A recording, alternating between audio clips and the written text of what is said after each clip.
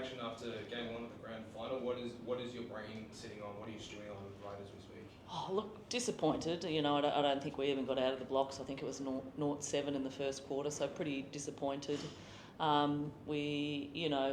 We can say that we've come off Wednesday night and it was a big game and a 3-game series and all that sort of stuff, but I think that would be a bit of an excuse. I think mentally we weren't there tonight either. I don't think that we locked into what we needed to do, so we're really disappointed. But having said that, you know, we've got a great team, a great bunch of girls, and, you know, we'll bounce back and give everything on Thursday.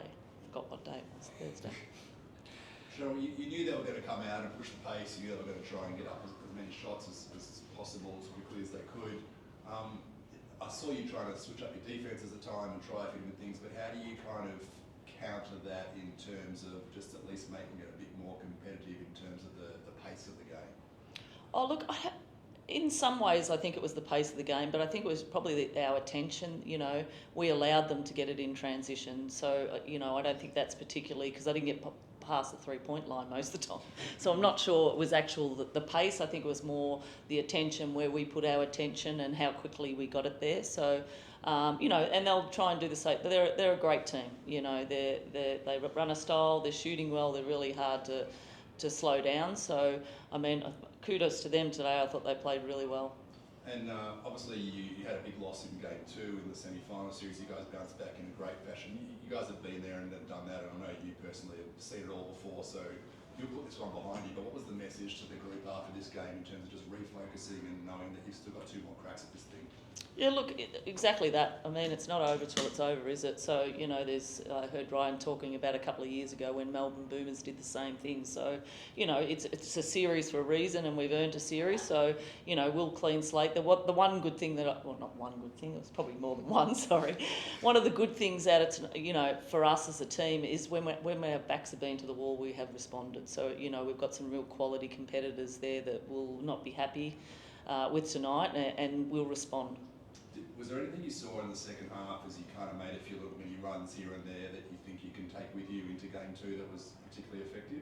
Oh, look, you know, I think to the scout, taking good shots that we can rebound rather than good shots that they can just, bad shots that they throw down our throats. So, you know, I don't think it was anything rocket science, but we just have to do a lot of those things a bit better. And, you know, I feel confident. Our team is full of really good players that, you know, want to win and want to challenge. So we'll respond. And it would have been a nightmare having to deal with Amy Atwell and Annalie Malley scoring easy threes willy-nilly for most of that first half. How much of a headache was it trying to switch up plays and trying to sort of lock down Atwell, who again got into space, likewise Annalie Malley, and then that third and fourth quarter, Ari McDonald was also getting into a bit of space and scoring a couple of those threes?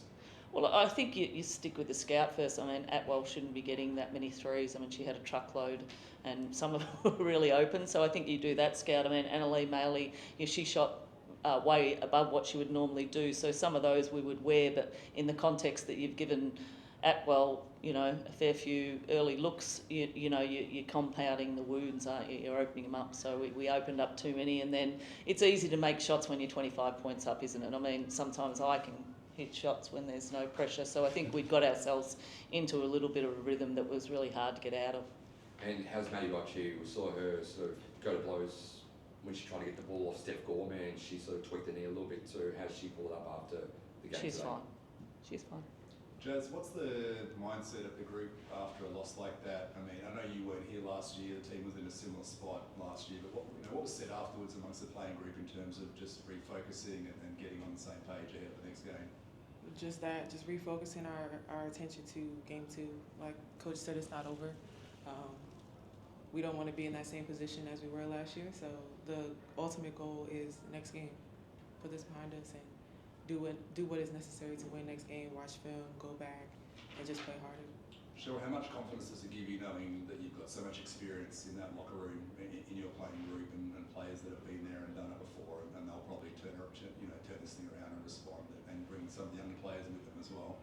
Yeah, look, I have ultimate confidence. I mean, I love these girls, and as much as we go back and forth sometimes, you know, I think we've got a really good team. We've got a bit of everything. We've got height, we've got smarts, we can shoot, we can pass, we can defend. We just got to make sure that we're all doing it at the same time.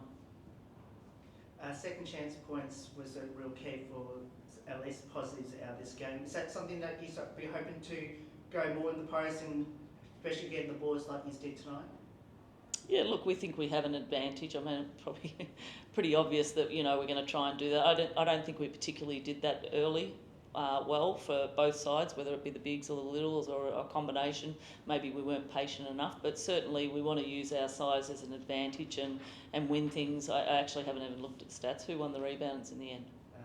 They did just. Yeah, that's an issue. And just quickly to finish up, Cheryl, 200th game for Leilani, obviously not the result you wanted, but you've spent a lot of time with her in this league over the years and won championships with her. What can you say about the longevity of her career and how she's carried herself?